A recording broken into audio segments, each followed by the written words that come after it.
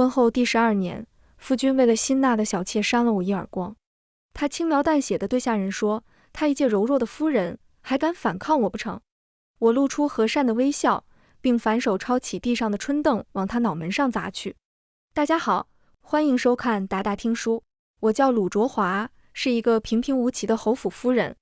长平侯燕云清是我政治联姻的夫君，如今已成婚12载。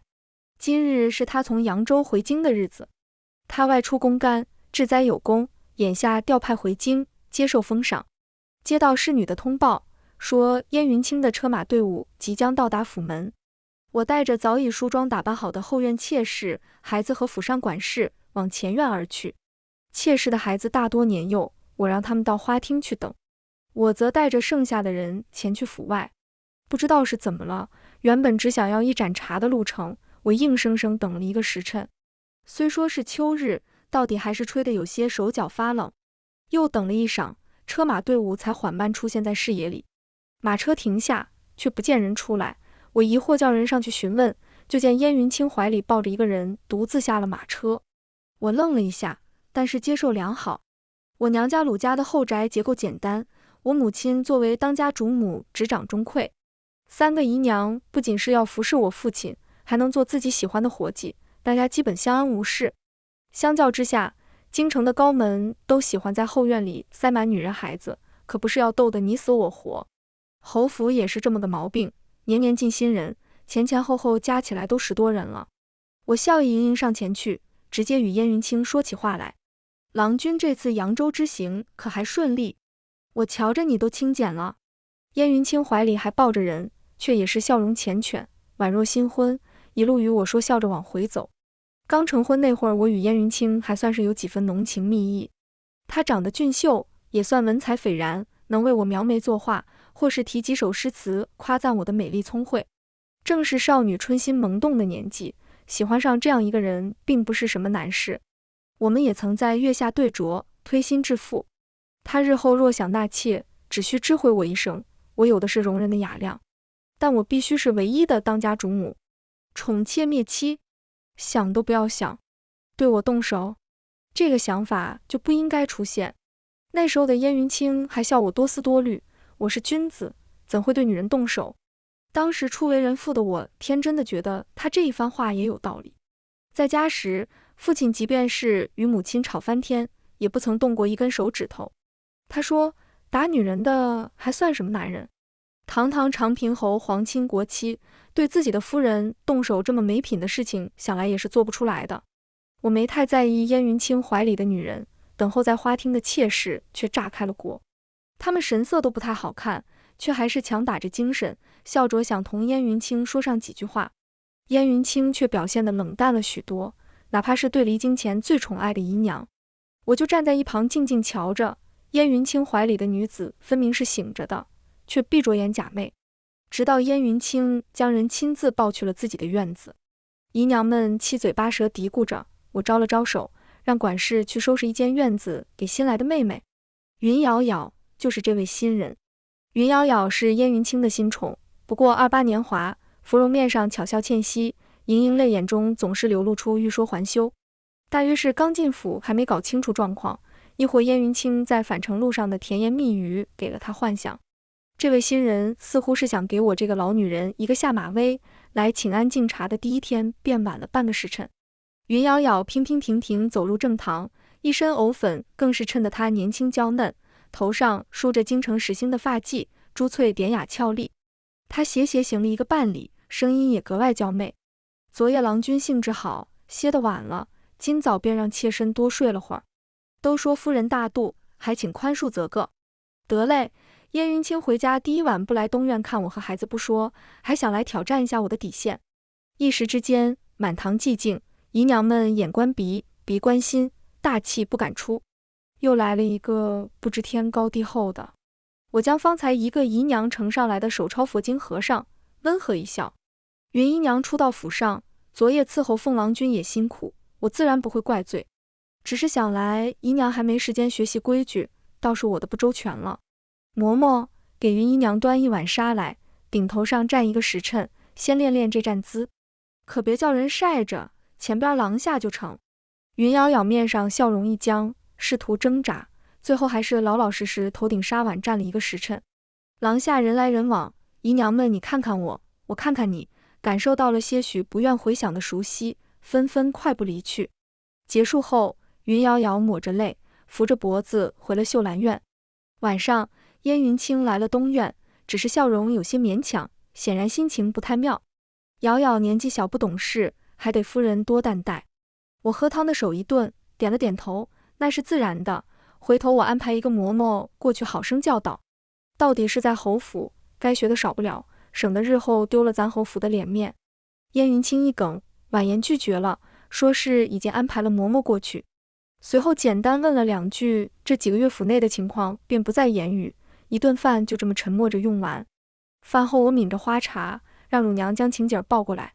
年画似的奶娃娃才1岁不到，睁着乌溜溜的大眼睛看着燕云清，咿呀呀不知在说着什么。只可惜他的父亲现下没什么心情，数月未见，甚至没有要伸手抱一抱的想法。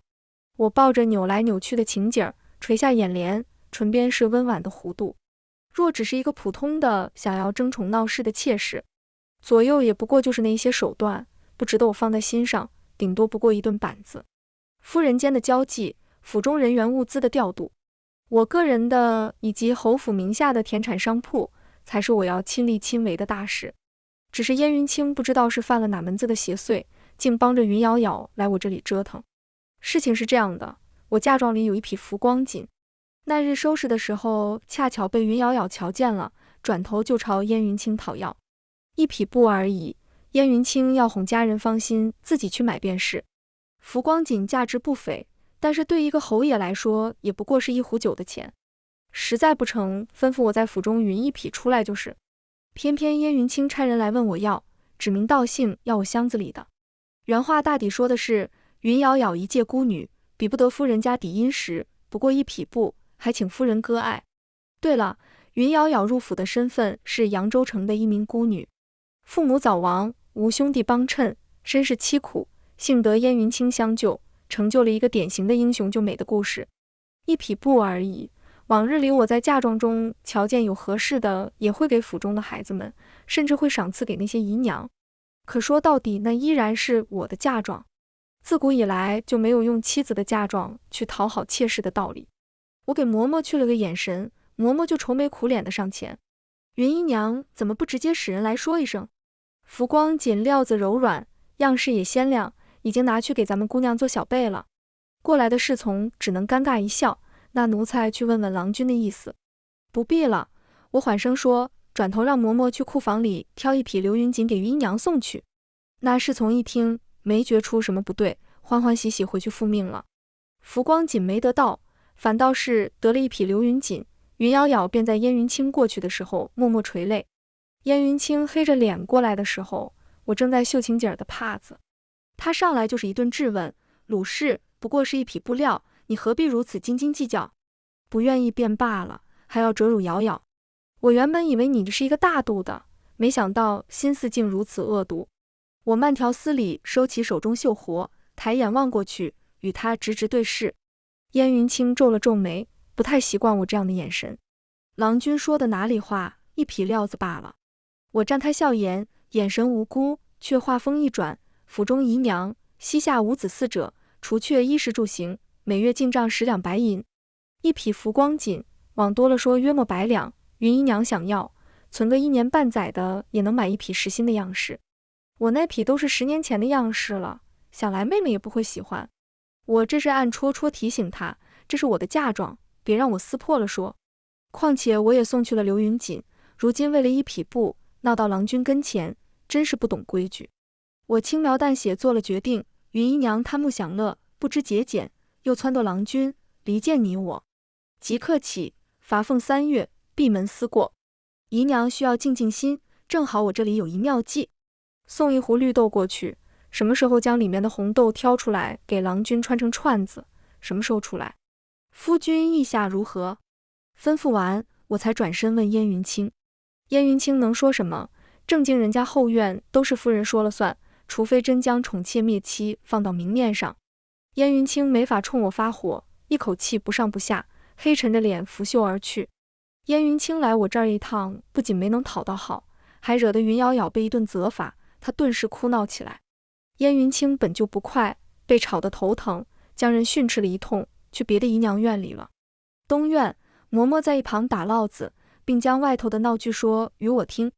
我嘲弄一笑，咱们郎君啊，恐怕压根就没听清楚云姨娘哭的什么。嬷嬷深以为然。刘云锦瞧着与浮光锦有90%相似，实际上是一个想要做浮光锦生意却找不着知娘的商人找人做的高仿，无论是价格还是质量都差了不是一丁半点。高门大户的宁愿用旁的，也不愿意用刘云锦，再怎么说也是赝品，穿出去多丢人。尤其是云瑶瑶想让燕云清押我给出浮光锦，却收到了刘云锦，能不生气吗？好容易挑完了豆子解了禁足，云瑶瑶又开始琢磨新的法子讨好燕云清。先是学了昆曲，后来又学了做灯笼，求到我跟前来，在燕云清生辰的时候亲手做了一圆花灯。兔子花灯活灵活现，莲花灯惟妙惟肖，就连那一对胖鲤鱼灯都显得那么俏皮可爱。我将燕云清的生辰小宴设在了这个园子里，老夫人和其他亲眷白日里参加了大宴，小宴一般是郎君与后院的女人孩子一起过的。姨娘们打扮得花团锦簇，一个个献上才艺和生辰礼，孩子们在园子里你追我赶，玩得不亦乐乎。燕云清也乐于展现她的体贴和慈爱，几乎对在场的每个人都进行了嘘寒问暖，包括1个月未必能见上她一次的姨娘和孩子。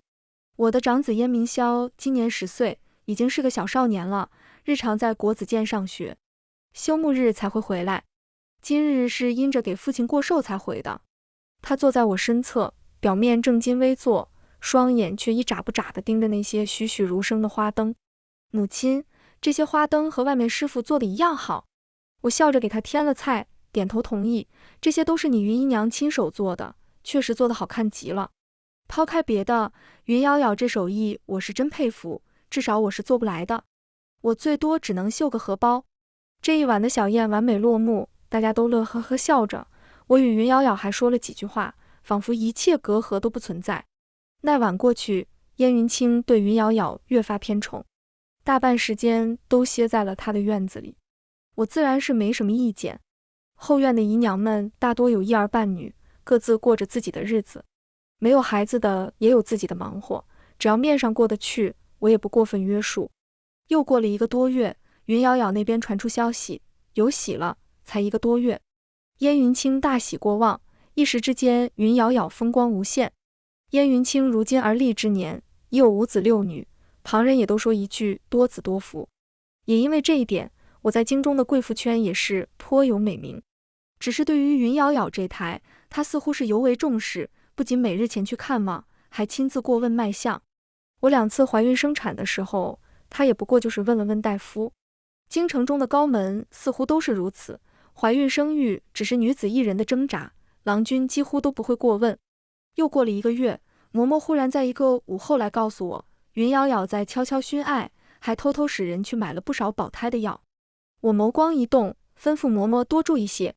转眼又是1个月，冬雪已经在地上积了薄薄一层。年关将近，到了吃腊八粥的时候了。按照惯例，我让人准备了各种豆子、腊鸭、腊肉、花生果仁，开始熬制腊八粥。过了腊八就是年，我更加忙得脚不沾地。腊八粥一早熬煮好了，先是要给祠堂、老夫人、族老等送去，又要给燕云清和府上客卿送去，还有2房、3房、邻里亲眷，最后才是后院。我累得够呛，能坐下来休息喝口粥的时候，忽然想起什么，问嬷嬷：秀兰院那边是谁去送的？秀兰院就是云瑶瑶住的院子。嬷嬷为我捏着肩，夫人安心，是春竹亲自盯着，和那边的大丫头小桃一块装入食盒送过去的。春竹是我从雍州带来的陪嫁丫鬟。我安下心来，点了点头。这些吃食上的东西，万不可掉以轻心。尽管如此，还是出事了。用晚膳的时候，我正陪着晴姐儿用饭，春竹急匆匆就进来了，扑通一声跪下，语气惊慌：夫人，秀兰院出事了。我心中一沉，立即让奶娘把晴姐儿带回去，然后问出什么事了。春竹有些慌，但陪了我快20年了，还能保持镇定。秀兰院那边请了大夫，听说是孩子可能保不住了。我站起身，让人守好院子，带上春竹和嬷嬷赶过去。那边燕云清已经到了，屋内乱糟糟一团，侍女进进出出，手上端着一盆盆血水。燕云清面沉如水，坐在厅中，一副山雨欲来的架势。我走上前去，问云姨娘如何了。一旁满头大汗的大夫声音有些沙哑，回禀夫人，姨娘这一胎恐会保不住。声音迅速低下去。这边话音未落，那头便听一阵哭嚎，接着便是云杳杳的贴身婢女小桃跌跌撞撞冲出来，扑通一声跪在我和燕云清面前。侯爷，我们家姨娘的孩子没了，小少爷没了啊，呜呜呜。燕云清脸色铁青，就要冲进后间，却被里头虚弱的声音阻拦。郎君，杳杳的孩子，我们的孩子没了，杳杳身子弱，本就难以有孕，此生恐怕都不能给郎君生孩子了，我们以后都不能有孩子了。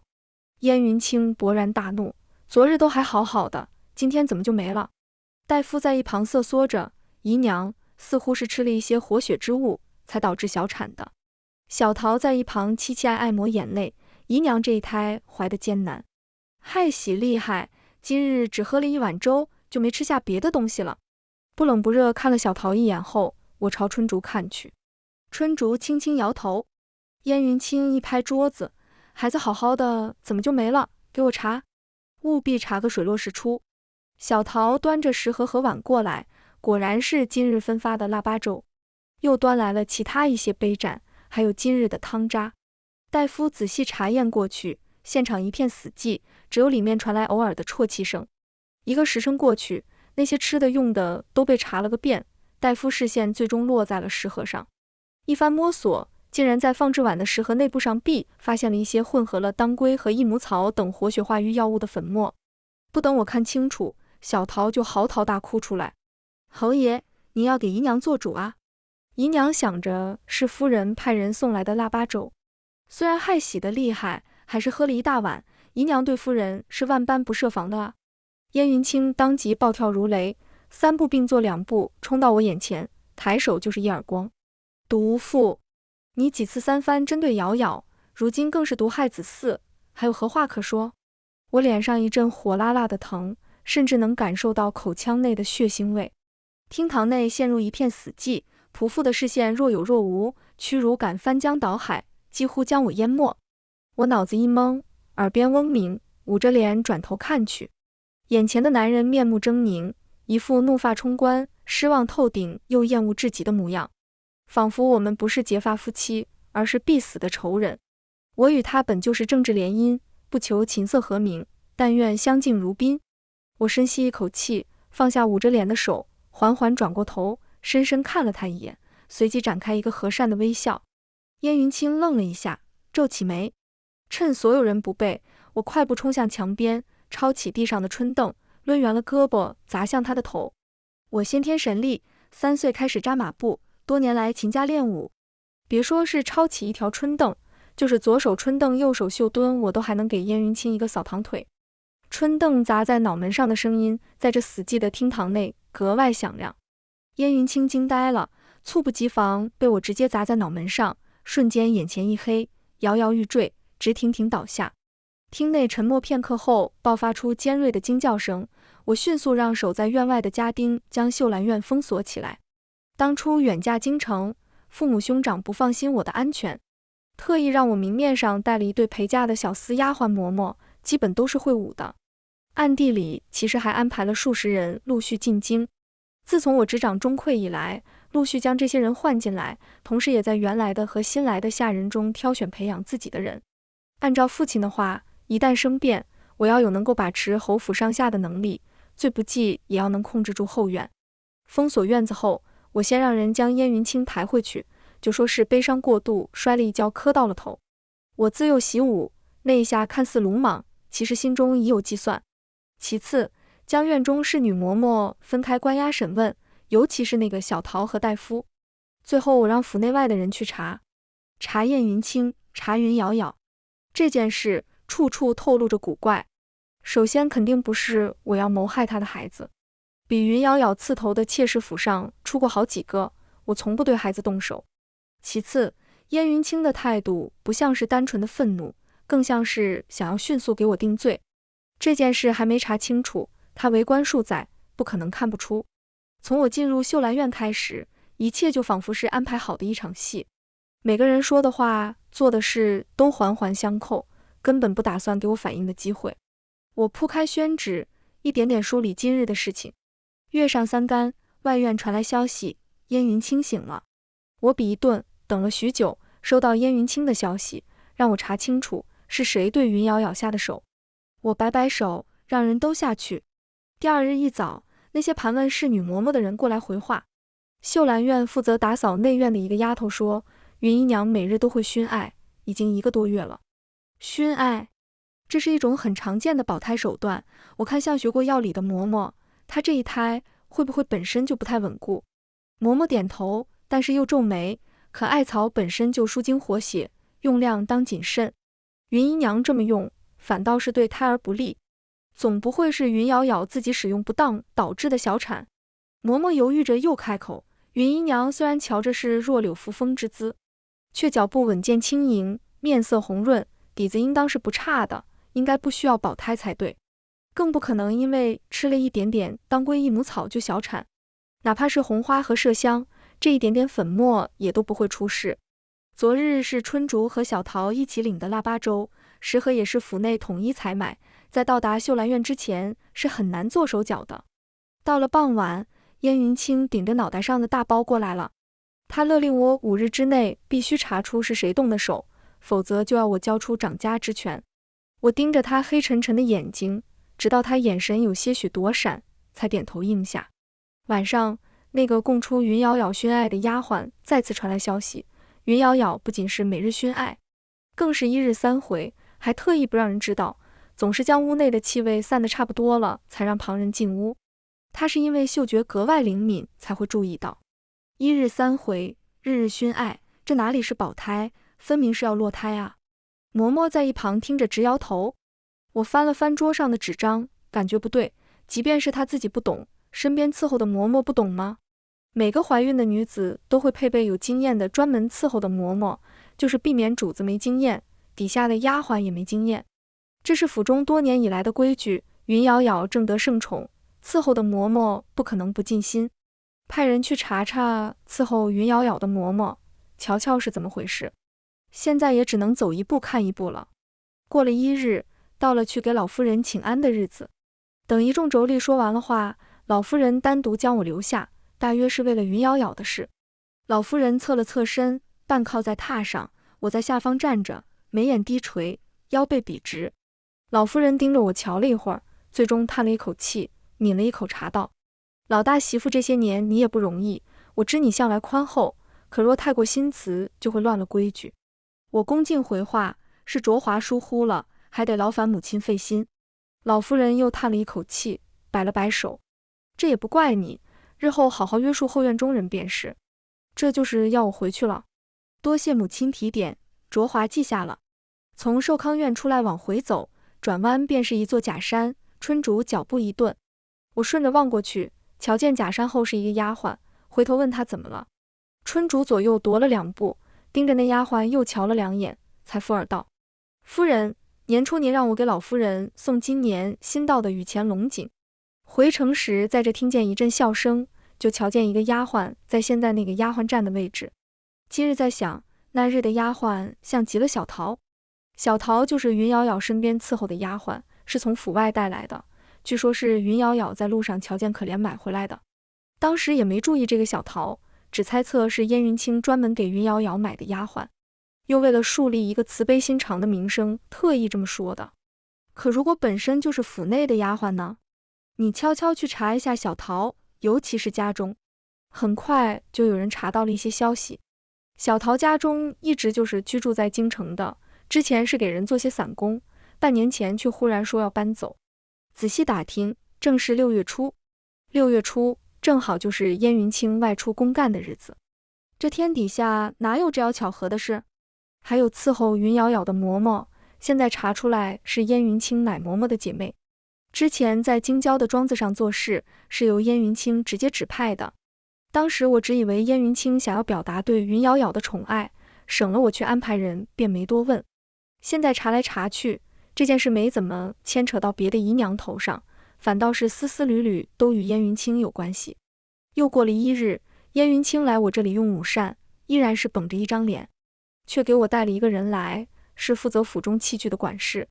我看过去，管事恭恭敬敬弯腰。前些日子，周姨娘那边说时合不好，送过去的饭菜总是凉得快，主张换了一批，瞧着是一样的，底下的花样却不同。当日给云姨娘送腊八粥的，正是这新换的食盒。我没觉得有什么问题，就算是换了新的，那也是府中统一采买的。除了碗筷汤匙，各院的餐盘都统一管理，食盒由府上统一发放。管事却说，大姑娘前些日子办小宴，请了其他府上的小姐过来，这新买的食盒全被周姨娘要过去了。大姑娘是周姨娘周彤的女儿，今年也9岁了。周彤是大理寺少卿家的庶女，平日也会邀姑娘和妯娌的女儿到府上。侯府上下规矩多，姑娘们自幼大门不出，二门不迈，这样的小宴我都睁一只眼闭一只眼。管事还说，周彤是腊八那日早晨才让人将食盒送回膳房的。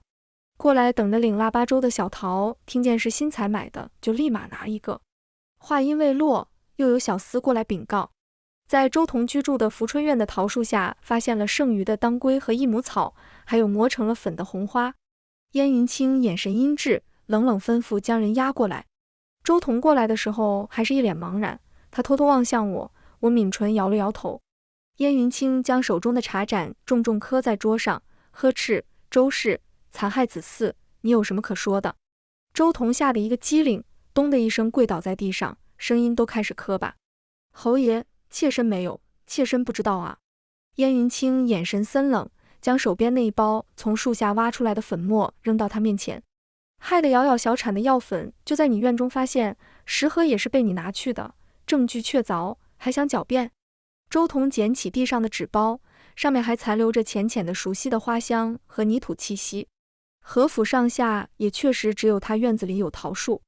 他拼命摇头，大声喊冤：侯爷，妾身并无谋害云姨娘的理由，妾身是冤枉的啊！说着爬过来，哭着来抱我的腿，夫人救救妾身，妾身不曾害人，妾身冤枉啊！燕云清一脚踹过来，我赶紧伸手拉开他。燕云清又抄起手边的茶盏砸过去，口中还骂骂咧咧：你这个毒妇！来人，周氏极度成性，又残害子嗣，罚禁闭。周彤捂着受伤流血的头，瑟缩着躲在我身边，呜呜咽咽哭着说冤枉。我把人往后拉了拉，扫了一眼想要上来拉人的婆子，与燕云清据理力争。侯爷，此事或许还有蹊跷，况且周姨娘的品行，妾身是知道的，断然做不出这样的事。云杳杳却在这时候冲了进来，一张小脸苍白，摇摇欲坠，却还是冲向周彤，啪啪就要往周彤身上打去，哽咽着：你为什么要害我的孩子？我与你无冤无仇，我的孩子，你这贱人，你还我孩子性命！说着就从头上把下一支金簪刺向周彤。周彤一个机灵，伸手一推，云杳杳哀呼一声就要倒下。燕云清快步冲过来，俯身接住云杳杳，还甩手给了周彤一巴掌。我忍了又忍，将手伸向桌上的另一个茶盏，就想给燕云清开一个瓢，被身后的嬷嬷一把按住手。云杳杳本就刚刚小产，身体虚弱，这会儿泪眼盈盈，梨花带雨，哭得上气不接下气。那边燕云清心疼不已，连连安慰哄着，立即喊人过来，要强行拖走周彤。我只能握住他的手，快速安慰2句，然后眼睁睁瞧着人被拖走。周彤被拖走后，燕云清将云杳杳一把抱起，临走前还斥责我：鲁氏，你就是这样当家的，好好闭门反省。说完转身就走。我被燕云清禁足了。虽然后院的家丁基本都成了我的人，但在彻底撕破最后的窗户纸之前，还得暂时给他几分面子。主要是我得查清楚这究竟是怎么一回事。此事前后反转都太过蹊跷，燕云清平日都佯装温和，就怕有损名声，如今竟先后对我和周彤动手，要么是被云杳杳迷昏了头，要么就是别有所图。比起前者，我更相信后者。都是10几个孩子的爹了，若说是冲冠一怒为红颜，总觉得不太可能。只是当下没有一个合适的方向，我只能按兵不动。线索很快就送上门来。又过了10几日，燕云清主动来寻我，态度可以说是天翻地覆，又恢复到从前的满面春风，笑容和煦。他坐在我身侧，逗弄着情景，声音温润。年后我想宴请首辅大人，到时候还劳烦卓华替我操劳。原来是有求于我。届时徐大人携家眷到来，还得多劳烦夫人费心。燕云清含笑看着我，神色自若。我将情景抱回来，自然是应允。年节期间，我与燕云清照例出席各种宫宴酒局，迎来送往间仍像从前一般相视一笑，旁人纷纷赞许我俩恩爱不移。至于头上的伤，燕云清说的是我走在雪中脚滑要摔，他为了扶我，反倒是自己摔了一跤，磕到了，最后还要劳烦夫人照顾我。燕云清拉着我的手，含情脉脉，唇边是如沐春风的微笑，丝毫不见扇我巴掌时的狠厉样子。我含笑不语，轻轻抽回手，低下了头。旁人眼里，我就是害羞了。反正只要是还没有和离，我俩就得继续假装情深意重的恩爱夫妻，哪怕我前些日子才抄起春凳将他砸晕。过年期间，燕云清还带着我去了一趟首辅大人府上。当今内阁首辅徐大人已过不惑之年，当初也是少年英才。他去见了徐大人，我就去同徐夫人赏梅，还见到了徐夫人的幺女徐十一娘徐丽华。徐丽华今年方14，是徐大人夫妻的老来女，上头的兄长姐姐都已成家，最大的孩子都要准备上国子监了。小姑娘长相明艳大气，赤红的斗篷在雪中压过满园红梅。她灵动极了，远远瞄我，神色中全是好奇与鲜活。徐夫人嗔怪笑骂，她就是个皮猴，一点不如我当初文静。我笑着接话，有您和徐大人看顾，再活泼也使的。我那情景儿现在都还不会说话，可要愁煞我。徐夫人笑着对我说，你多与他说说话，也学得快些，说不定是想要给你个惊喜呢。我俩就这么唠唠家常，说说话。到了告辞的时候，徐夫人带着我往外走，在绕过曲水回廊的时候，我俩同时脚步一顿。燕云清立在庭中，徐丽华坐在一旁，双手撑着下巴望着他，一红一蓝，在这雪中竟然有几分相配。徐夫人脸上的笑容一僵，转头看我，我回以一个从容的微笑，神色自若走上前。夫君在与徐姑娘说什么呢？我笑着上前问道。徐丽华抢先一步道，传闻都说长平侯与夫人伉俪情深，丽华只是向侯爷讨教这夫妻相处之道。我还没说话，徐夫人就连忙上前，一巴掌拍在徐丽华的后背，小丫头不知羞耻。我摆了摆手，不甚在意。回去的马车上，燕云清仿佛随口提起一般说，我与徐姑娘并未说什么，你不必放在心里。我收回看向窗外的眼神，打量了他一眼，才悠悠说道，夫君放心，徐姑娘还未出阁，对这些有些许好奇也实属正常。回到东院，春竹有些不悦地对我说，夫人，徐姑娘今日乔郎君的眼神可不清白。她站在我身后给我擦拭头发，我原本已经有些昏昏欲睡，听见这句话也只是随口回道，那又如何，左右首府家的嫡女又不会自降身份给她做妾。春竹扁了扁嘴，不再说话。有时候我都佩服自己，什么叫做一语成谶，这不就是最好的典型？你什么时候才能来娶我啊？这是徐丽华略带娇憨的声音。团娘可再等我些日子，等一切料理妥当，就八抬大轿迎你入门。这是燕云清特意柔和下来的声音。我躲在假山后面，听着他们的浓情蜜语。今日是徐大人一家上门做客的日子，徐丽华说是要四处走走，我便派了我身边的一个丫鬟陪同。转眼人不见了，急匆匆回来想与我禀报，结果撞上了最近我安排去盯着燕云清一举一动的小厮。两人一合计，这边徐丽华不见了踪影，那边燕云清独自一人往后头来，时间还大差不差。巧了，可真是太巧了。于是就有了现在站在这里的我。你说过你不喜爱鲁卓华，怎这些日子我瞧见你对他这样好？徐丽华撅着嘴，神色不悦。燕云清轻轻拢住徐丽华，温声哄道，他身子不好，没多少时日了，团娘再忍忍，总不能叫他察觉。我身体不好。一时之间汗毛直立，我立即掉头回东院，让嬷嬷亲自盯着将东院上下燕明霄那里还有晴姐儿住的地方翻找干净，绝不能错过一丝一毫。我这身体说不定比燕云清那个沉迷女色的还要好。他这句话的意思简直就是我给鲁卓华下了东西，他要死了。之前的一切仿佛忽然有了出口。我迅速换了一身衣裳，在燕云清之前回到花厅，假装无事发生，继续与徐夫人说些家常。送走徐府众人，我马不停蹄回到院子。嬷嬷已经等待在一旁，神色严肃，晴姐儿由春竹抱着，春竹的脸色也不好。我心中一个咯噔，连忙遣散众人，与他们进入后面。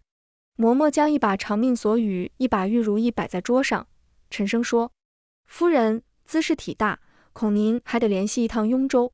老奴在这玉如意中发现了一些蹊跷，又在晴姐儿的长命锁上发现有人动了手脚。”嬷嬷将2种粉末摆在我面前，这2种都是香粉，单独使用对大人来说并不会有什么影响，可若是2种混合在一起，在身强力壮的男子也只需要3个月，届时便是心梗而亡也难以察觉。长命锁是除夕那夜燕云清亲手给晴姐儿戴上的，玉如意却是我还没怀上晴姐儿时给我的生辰礼。我绷紧了身子，声音不自觉发抖：“晴姐儿可会受到影响？”嬷嬷脸色白了白，半晌才说一句：“说不准。”我瞬间腿一软，跌坐在榻上。这把玉如意是晴姐儿最爱的玩具，从能抓握开始就对这把玉如意爱不释手。我差点吐出一口血来，眼中血色翻涌。燕云清，你当真是好狠的心，虎毒尚且不食子啊！我将晴姐儿牢牢抱在怀中，双手颤抖地摸索着她稚嫩茫然的小脸，喉间哽咽着说不出话。现在不是软弱的时候。我立马行动起来，坐在案前思索了许久，修书一封去雍州，同时让人收拾细软，打着去郊外的护国寺为即将50大寿的老夫人祈福的旗号。我颤抖着手，重新给晴姐儿戴上长命锁。我抱着她，轻声呢喃：“晴姐儿，娘一定会保护好你，这是咱们最后一次戴这个破玩意儿。”春竹将玉如意收入香笼，冲我点了点头。带上晴姐儿的乳娘，我们一行人浩浩荡荡出了府。我的车队直接去了护国寺脚下的庄子，这是婚后我给自己置办的私产。晚上，我坐在一旁，不动声色地盯着奶娘从香笼中取出玉如意，递给晴姐儿。晴姐儿接过玉如意，咯咯直笑。我迅速起身走过去，将晴姐儿抱入怀中，转身过去，哄着她将玉如意给了我。春竹在奶娘身后一把将人的嘴捂住，然后手起刀落抹了脖子。奶娘甚至没有机会呼喊出声。等在院外的嬷嬷侍女悄无声息地进来，将人拖走。奶娘是老夫人送来的，在她院中搜出了一包不应该属于她的银钱和长命锁内的香粉。有的香粉混合在脂膏里，很可能是被抹在了晴姐儿身上。晴姐儿喜欢玉如意，知道这一点的更是没几人。那天让人一查，发现奶娘是小时候伺候燕云清的侍女，在我成婚前就已经放出府了。没2天，盯着徐府和云杳杳的人同时来信，云杳杳的姐姐竟然是徐丽华的奶娘，加上徐丽华那句“你什么时候才能来娶我啊”，和后面的这些日子，可见他们俩已经认识有一段时间了。1年前的玉如意更是印证了他或许早就想要对我下手了，只是还没找到合适的机会和时候。他发现我其实不爱佩戴珠宝首饰，却会日日将晴姐儿带在身边，亲自照顾。且以我俩当前的关系，他送我的东西我未必会带在身上，给女儿的长命锁却不会摘下来，也不会设防。当真是好狠的心，丝毫不顾及晴姐儿的死活。我看着大夫给晴姐儿把脉，心中一片冰寒。晴姐儿那么小，又是直接接触，恐怕都用不上3个月。到时候随便说什么我伤心过度，突发心病暴毙，不会引起任何怀疑。不过没关系，燕云清也活不了多久了。1个月后，皇家围猎，燕云清来请我。我故作失落，抱着晴姐儿叹气，孩子还小，离不得人，夫君还是带旁的妹妹去吧。燕云清看了看晴姐儿，目光在脖颈上流连，点了点头，离开了。我抿唇一笑，将桌上的纸折子展开，上面赫然写着：一切就绪，只待瓮中捉鳖。没过几日便传来消息，皇帝遇刺，长平侯救驾有功，却被歹人所害，当场咽气。皇帝深感痛心，特许长平侯以中国公的身份下葬。长平侯世子燕明霄即冠后继承国公爵位，现受封国公世子。长平侯夫人鲁卓华受封一品诰命安国夫人。等我带着人重回侯府，现在的中国公府的时候，到处都是惨白之色。我面露悲痛，几次哭晕过去，外人都说我与燕云清伉俪情深呢。一日，我去服侍病倒了的婆母的时候，她盯着我的眼睛，嘴唇张张合合，声音像是破风箱。是不是你？是不是你？我面露疑惑，给她掖了掖背角，神色中带着几分丧夫后的哀伤。母亲，您说什么呢？卓华不明白。婆母的手指颤抖着，努力想要抓住我的袖子。我站起身，轻巧避开，盈盈一拜，母亲伤心过度，还是好好休息吧。卓华告退。1个月后，我修剪着房中的兰花，转身瞧见云瑶瑶还跪在地上，轻笑一声，将剪刀放下，优雅落座。说说吧，云姨娘的来历和姐姐。云瑶瑶不复往日的柔弱之态，面色沉静。原来燕云清是2年前和内阁首辅徐大人联络上的，他从我们鲁家能得到的都得到了，他想更进一步，于是与徐大人搭上了线。他想效仿当初与徐府结亲，但是徐丽华作为首辅大人的嫡出女儿，不可能给人做妾，所以我得离开，且要保全好燕云清的名声。但是没多久我怀孕了，燕云清打算在外面找一个女子回来刺激我，加上前头的玉如意和后面送我的珊瑚手串，另一种意义上的长命锁，最好是1尸2命。没想到我不爱佩戴首饰，成婚10年了，燕云清居然都不曾留意。等到晴景都生下来了，想用来刺激我的人被我收拾得服服帖帖，他自己还得外出公干去了。这一回他想要毁掉我的名声后休了我，最好用的罪名就是擅毒和恶毒。徐丽华年纪渐长，担心燕云清假戏真做，于是将自己奶娘的亲妹妹，也就是云瑶瑶指派了过去。云瑶瑶提前去了燕云清公干的地方，摇身一变成了扬州瘦马，又编了一个可怜孤女的身份回京。她的任务就是不断刺激我，最好让我落得一个坏名声。小桃也是那个时候过去的，她是燕云清的人，任务是跟云瑶瑶讲清楚府中的关系和我。可是夫人，我怀孕了。云瑶瑶捂着脸，声音艰涩，我感受着肚子里的孩子，我不忍心，我下不去手。云瑶瑶做不到用自己的孩子去谋害我。那时候郎君与我说，我若是不愿意，就把孩子生下来。徐姑娘那边，她却说。云瑶瑶眼神中透露着茫然，泪珠大滴大滴往下落。